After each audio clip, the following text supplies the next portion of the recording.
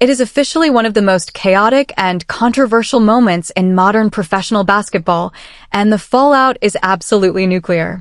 If you thought the tension between the Indiana Fever and the Chicago Sky was already at a boiling point, what just unfolded on the hardwood has completely shaken the foundation of the entire league. We are talking about a brutal, calculated, and highly dangerous physical attack during a live broadcast that resulted in an immediate flagrant 2 ejection. But the on-court violence was only the spark that ignited the powder keg. What happened behind closed doors in the locker room immediately after the ejection has sparked national outrage, drawing fury from major media figures. Fox News contributor Joe Concha has officially erupted in public, demanding that the league step in and hand down an extended suspension to send a definitive message. This was not a standard basketball play. This was an unprecedented meltdown. Chicago Sky guard Dejounte Carrington violently clotheslined Indiana Fever enforcer Sophie Cunningham, sending her crashing to the floor in a shocking display of unwarranted aggression. And instead of showing remorse, Carrington reportedly retreated to the locker room and launched a toxic digital warfare campaign, posting the words "white privilege" on her social media. The referees were exposed, league protocols were tested, and now fans and analysts alike are demanding that Carrington be suspended for the entire season. You need to drop everything and pay close attention, because we are breaking down the exact sequence of this disaster, the political firestorm it created, and why Joe Concha is leading the charge to have Carrington permanently sidelined. To fully understand the sheer magnitude of this scandal, we have to analyze the terrifying mechanics of the play itself. The Indiana Fever and the Chicago Sky were locked in a highly anticipated, fiercely competitive matchup. The stakes were incredibly high, and the physical intensity inside the arena was suffocating. In the very first quarter, Sophie Cunningham, who has spent this entire season operating as the ultimate enforcer and fierce protector of the Fever roster, secured the basketball. She had a wide-open path to the basket and took off for a fast break layup. Right? And the WNBA, right? The people that run that league, if you're Dejounte here and you have a foul like that, I don't want to hear about, okay, that's a flagrant 2 and you get this sort of fine. She should be suspended for the rest of the season, because this isn't, as you said, Tommy, a whoops. This is intentional. This was targeting Sophie Cunningham, and I don't care if the player's white or black. It does not matter. When you do this to somebody, this is horrible for the league. Obviously, this was done because Sophie Cunningham stood up for women, saying that men shouldn't play against women in sports because there is obviously a chromosome advantage, just like you see with steroids, a chemical advantage. And I'll leave it here. Serena Williams, I saw this clip just this week. 2013, she's on David Letterman when Letterman hosted the Late Show. And she was asked, would you play Andy Murray, who was a big deal in tennis, British guy in tennis? She said, no, I wouldn't. Andy asked me to do it. I would lose 6-love, 6-love. In other words, trailing directly behind her was Dejounte Carrington. As Cunningham rose into the air, completely exposed and defenseless, Carrington did not make a legitimate basketball play. Instead, she closed the distance and delivered a massive, forceful strike directly to Cunningham's head and neck. The brutal impact sent Cunningham flying out of the air and crashing violently onto the hardwood floor, even as her layup somehow still dropped through the net. The entire arena gasped. The normal flow of the game immediately fell apart. Cunningham, refusing to remain on the floor, quickly got back to her feet, visibly furious, and charged straight toward Carrington. She aggressively shoved her opponent as teammates and officials scrambled to separate the two players and prevent a full-scale brawl from unfolding on national television. The referees were forced to confront the escalating violence head-on and rushed to the replay monitors to review the incident.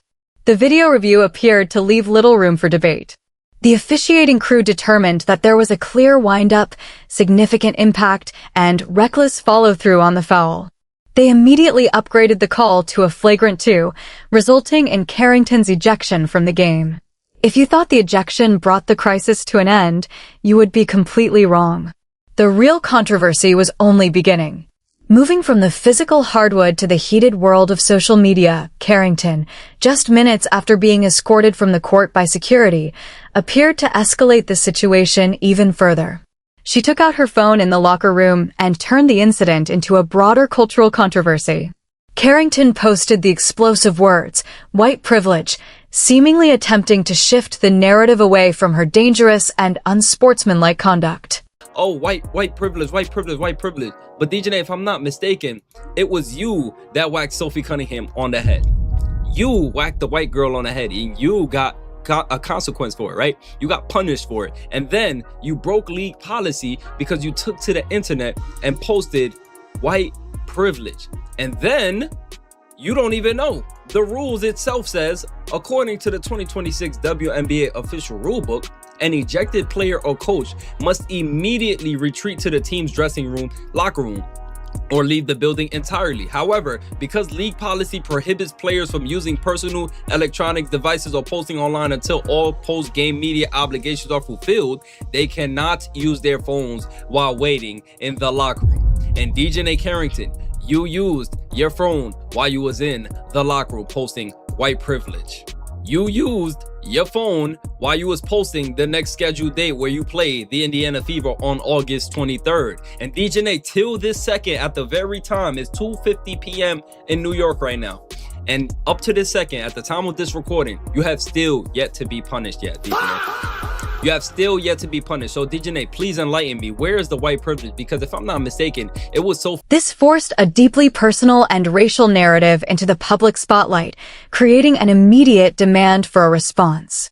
When confronted with the explosive post during the post-game interviews, Sophie Cunningham stood her ground and confidently controlled her side of the story.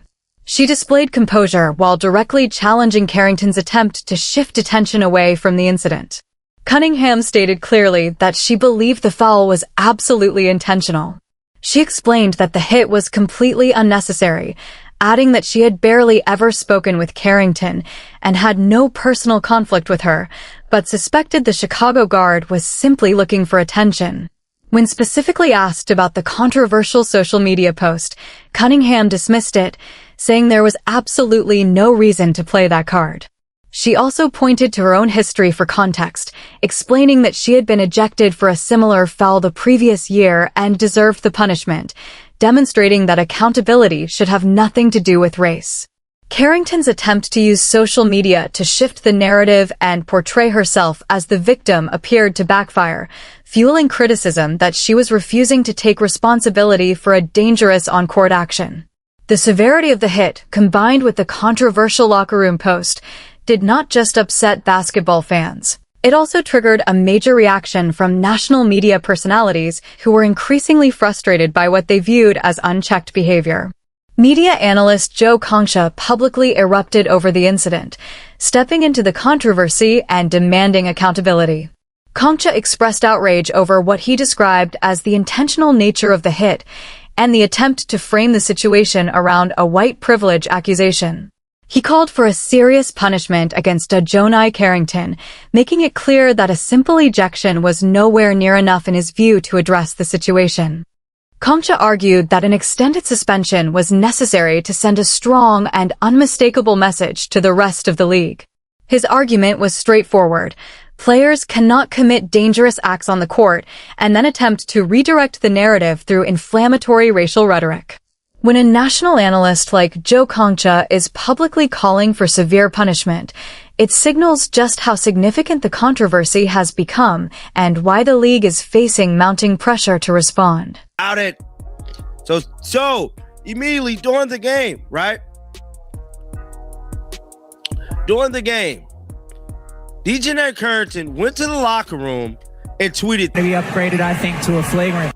White privileged. How in the hell is this white privilege when you assaulted a player?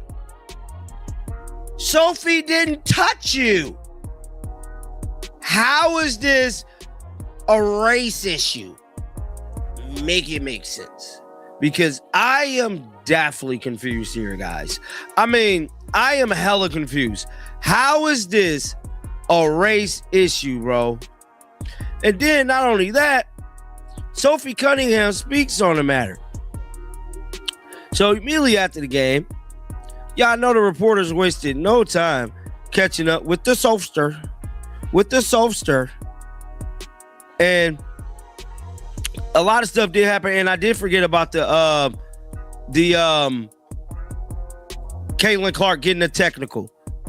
So Caitlin Clark is more than likely going to be suspended, bro. She's going to be suspended. So Sophie Cunningham was asked. Fans across the globe are now echoing Concha's furious reaction, with social media flooded by calls for the WNBA to step in and suspend Dejonai Carrington for the remainder of the season. A growing number of fans believe that allowing her to return to the court after a flagrant 2 headshot and what they describe as an extreme social media outburst would represent a serious failure of leadership by the league. The referees did their part by ejecting her from the game, but now the league's front office is under intense scrutiny. If the WNBA wants to preserve any sense of competitive integrity, critics argue that it must respond to the overwhelming public outrage. We are now witnessing a major standoff between an establishment facing serious criticism and a growing demand for genuine accountability. The Indiana Fever ultimately secured a 90-86 victory over the Chicago Sky, but the final score has become almost irrelevant to the larger controversy. The only question that matters now is how the league chooses to handle the Dejonai Carrington situation and whether it will take the decisive action that critics are demanding. Jester yelled at the scoreboard. She didn't even yell scoreboard. She really said, yeah, look at the scoreboard. She wasn't even screaming. Bumped into a referee accidentally. Like, I mean, come on. Look at the technical fouls Caitlin Clark is getting. And we are going to get into why Caitlin Clark is being targeted. Look at this. Was clearly bumped into a referee. And this referee took offense to it and literally called the technical foul. Caitlin couldn't believe it, right? And you would think like, okay, that's not that bad, right? But then when you bring up another incident with Natasha Cloud during the same game, if I might add, during the same exact game, Natasha Cloud was seen pushing this same exact referee with no punishment, with no consequence. In fact, shutting Dejonai's claims down that this is not white privilege. In fact, this is black privilege. Let's be real with ourselves. Shout out to Rose Rans, my guy, Black and White Sports, one of the realest in this space, man. Shout out to my guy. Make sure y'all go subscribe to him. If you're not, you're living under a rock. But look at this, man. Natasha Cloud seen pushing the referee. Oh my gosh. One more time, just in case you missed it. Natasha Cloud bumping the referee. You can clearly see she's physically putting her hand on the referee's ribcage, pushing her out of the way. And the referee's like, no, Natasha, stop it. This is so attractive to me. Stop it, Natasha. I'm supposed to be professional right now. Look at this, man. This is disgusting work, man. You could put hands on the referee's bodies, on her arms, and this is, guys, I could be wrong, but this is the look of love. I don't know. This let me know if I'm tripping.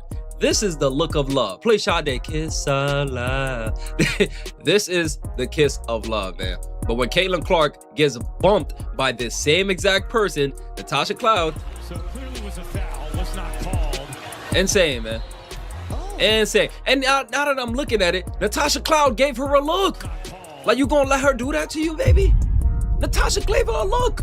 Look at this. After this, look at this. She threw Caitlin Clark into her and then stared at the referee. You cannot make this up, man. Natasha Cloud looking at the referee like, oh, you really gonna let that happen? Look at this. This is crazy, man.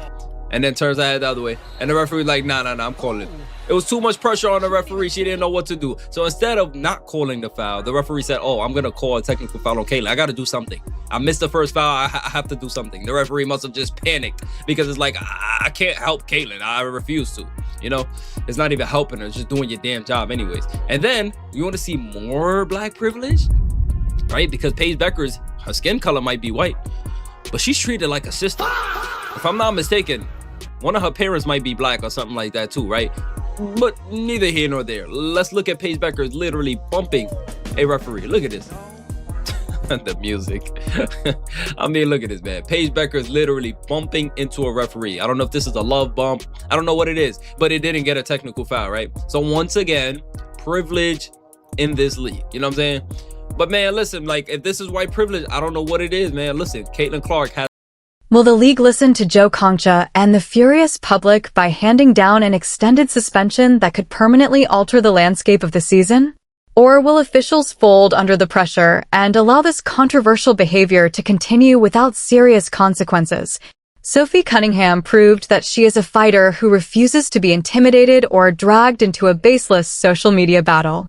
She took the hit, got back on her feet, and challenged the narrative with what she described as the unfiltered truth. The entire sports world is now watching closely. The integrity of the game appears to be hanging in the balance. This is no longer simply about one hard foul. It has become a much bigger debate about the direction and identity of the league. We will continue tracking every major development in this ongoing controversy as fans wait to see what decision the league